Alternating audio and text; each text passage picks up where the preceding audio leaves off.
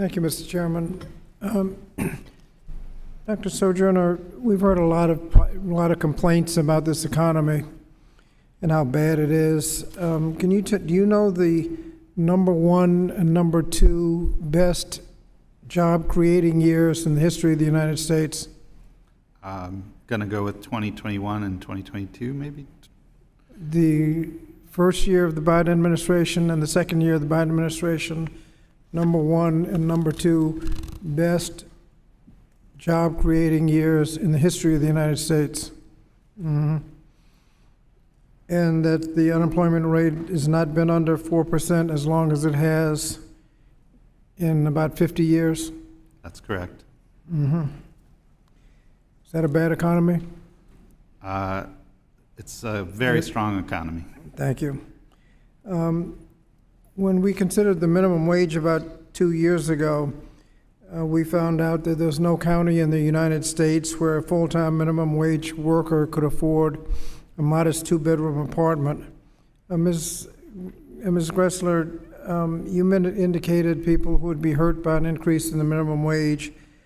Congressional Research Service had issued a report at that time that showed there'd be no job loss. Do you have studies that show job losses as a result of the increase in the minimum wage?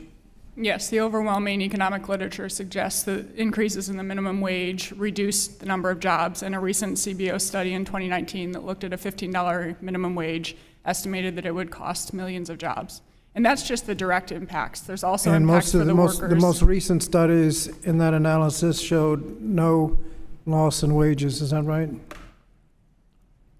Some studies have shown that actually the people who do also receive a higher wage end up having less income. There was a study that looked at California and Texas and compared similar jobs.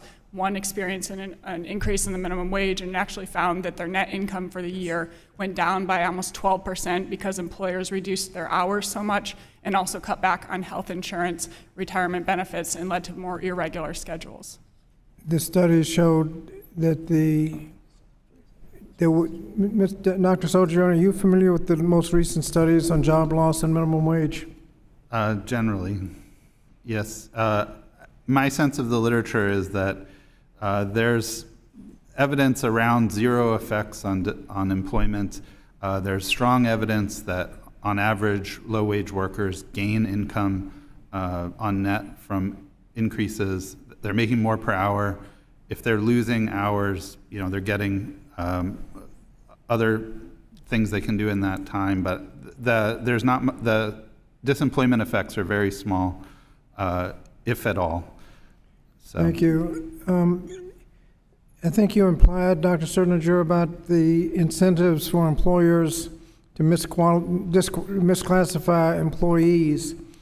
It's my understanding that employees are entitled to certain benefits, but independent contractors are not, like minimum wage, overtime, health and pension benefits provided by the employer, OSHA coverage, workers' comp and unemployment compensation. Is that right? That's exactly right. EOC, anti-discrimination, it's a long list.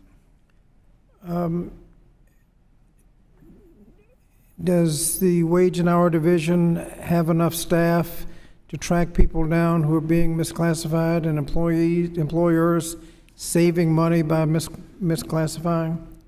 They have, for each, there's about 1,000 wage and hour enforcement officers to cover the whole economy, which is about 156 million workers. So it's well over 100,000 workers per inspection, per inspector. That's a very heavy odds against finding all the violations. And in fact, we have a lot of evidence they can't find all the violations. There's a lot of violations that happen every day that cheat workers out of earned income. And you also mentioned violations in wage theft. Yes, exactly. So we need more wage and hour inspectors, not fewer?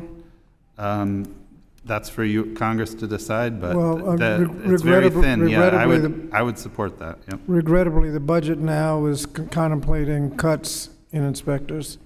So I think we're going in the wrong direction. Thank you, Mr. Chairman.